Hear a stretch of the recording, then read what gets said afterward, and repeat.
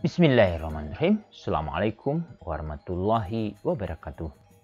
Pemirsa Layak TV, ayahanda dan bunda, alhamdulillah kita masih diberi kesempatan oleh Allah untuk berbagi informasi terkait dengan indikator Kabupaten Kota Layak Anak yang ada di klaster perlindungan khusus.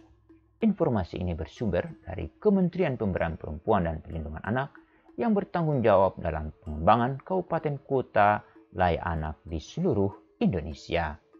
Indikator 22 Kabupaten Kota Layak Anak adalah situasi darurat dan pornografi anak, korban bencana dan konflik yang terlayani, lalu HIV/AIDS dan nafsa.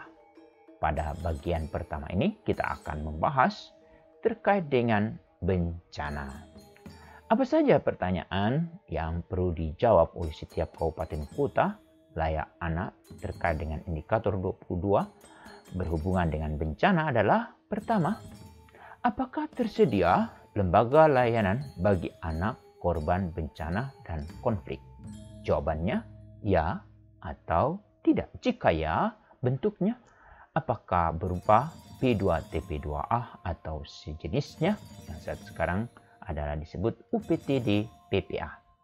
Kemudian dalam bentuk pusat pelayanan terpadu atau shelter atau rumah perlindungan sosial anak atau memiliki tim reaksi cepat bencana. Ini semua bisa kita centang jawabannya dan masing-masing akan mendapat perhatian. Tetapi untuk membuktikan apakah layanan ini tersedia, ini diperlihatkan dalam bentuk foto atau laporan kegiatan. Kemudian yang kedua adalah apakah tersedia fasilitas bagi anak korban bencana dan konflik yang sesuai kebutuhan dan kepentingan terbaik bagi anak? Pilihan jawabannya ya atau tidak. Jika ya, apa bentuknya? Shelter yang aman, kemudian tenda yang melindungi anak, kemudian toilet yang aman atau sesuai dengan usia anak, lalu makanan sesuai anak, pengisian waktu luang bagi anak, kemudian ketersediaan fasilitas belajar, trauma healing atau penguatan motivasi, ada fasilitas sandang, kemudian fasilitas belajar. Ini semua juga harus dibuktikan dengan foto dan kegiatan. Kemudian, apakah tersedia early warning system bencana yang dipahami oleh anak? Jika ya, apa buktinya?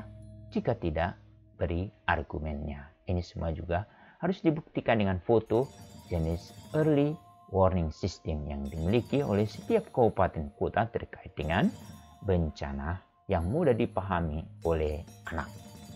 Kemudian, apakah tersedia jalur evakuasi ramah anak? Pilihan jawabannya ya atau tidak. Tapi yang perlu juga mendapat perhatian terkait dengan pembuktian tersedianya jalur evakuasi ini disertakan dengan foto dan kegiatan-kegiatan simulasi yang dilakukan oleh dinas terkait dengan bencana. Selanjutnya, apakah tersedia sistem pencatatan dan pelaporan anak korban bencana atau konflik? Pilihan jawabannya ya atau tidak. Bencana dan konflik seperti apa jumlahnya? Apakah di bencana tersedia sistem pencatatan pelaporannya? Dan bagaimana kalau di konflik? Ini semua untuk memastikan apakah setiap kabupaten kota itu sangat siap dalam menghadapi bencana, terutama yang dialami oleh anak-anak. Kemudian, apakah semua anak korban bencana dan konflik terlayani? Pilihan jawabannya ya atau tidak. Jika ya, berapa jumlahnya? Ini sudah tersedia ruang yang kosong untuk mengisi jawabannya.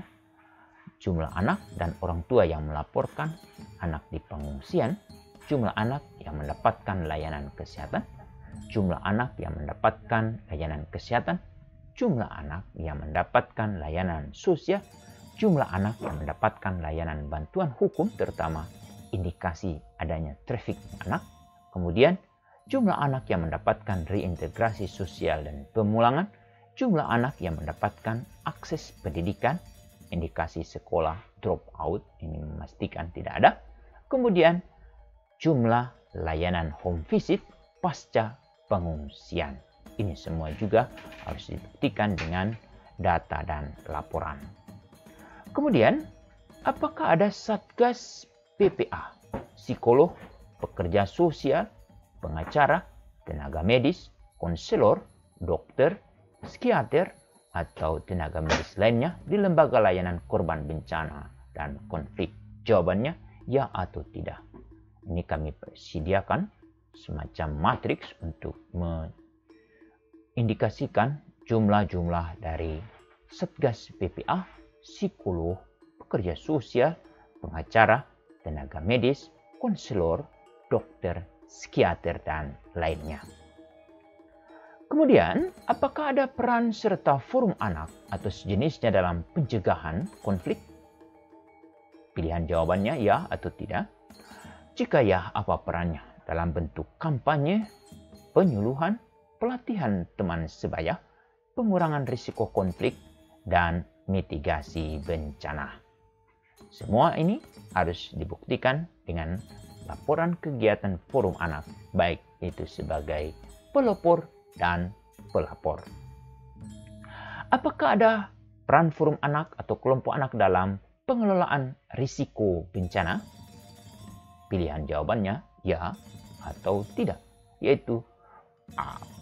Peer group, penyuluhan, pengurangan risiko bencana. Laporkan ini di catatan sebagai bukti bahwa kegiatan forum anak sebagai pelopor dan pelapor itu ada, dan itu ditunjukkan dengan laporan-laporan yang tersedia. Selanjutnya, apakah ada kemitraan antar organisasi perangkat daerah dalam pencegahan penanganan anak korban bencana atau konflik? Pilihan jawabannya ya atau tidak. Jika ya, bentuknya dalam bentuk layanan, trauma healing, penyediaan sandang, penyediaan pangan, sumber daya manusia, sarana prasarana. Buktikan dan sebutkan OPD dan perannya masing-masing. Apakah ada kemitraan dengan lembaga masyarakat dalam pencegahan dan penanganan anak korban bencana dan konflik? Jawabannya ya atau tidak. Jika ya, apa bentuknya? PATBM atau sejenisnya, layanan, pemberian sandang, penyediaan pangan, trauma healing, adanya anggaran, SDM, sarana dan prasarana, layanan spesifik lainnya. Ini juga harus dibuktikan dengan foto dan laporan kegiatan dari lembaga masyarakat terkait dengan pencegahan dan penanganan anak korban bencana dan konflik.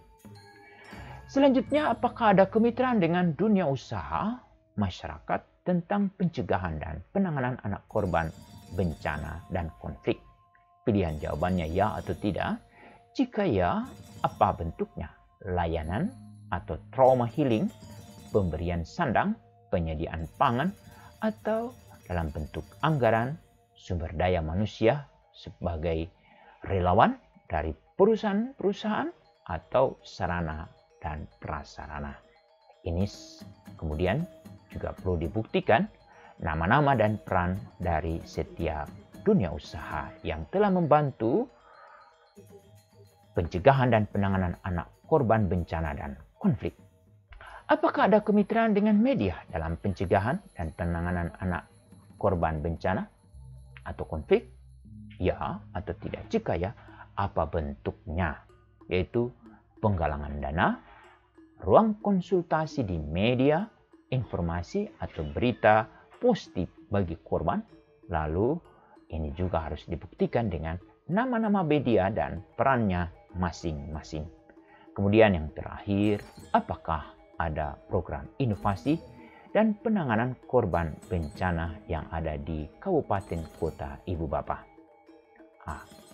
Terkait dengan inovasi ini, apakah dalam bentuk kebijakan, program spesifik bencana dan konflik, ada mekanisme penanganan, pengembangan jaringan, atau pemanfaatan teknologi. Buktikan, inovasi ini telah dipublikasikan melalui media, elektronik maupun cetak, dan atau mendapatkan penghargaan minimal dari bupati atau wali kota.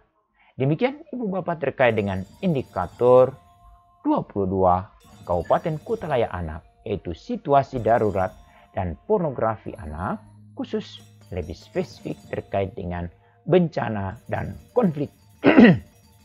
Harapannya Ibu Bapak dapat memantau, mengevaluasi apakah kabupaten kota di mana Ibu Bapak tinggal itu sudah memenuhi indikator 22 ini.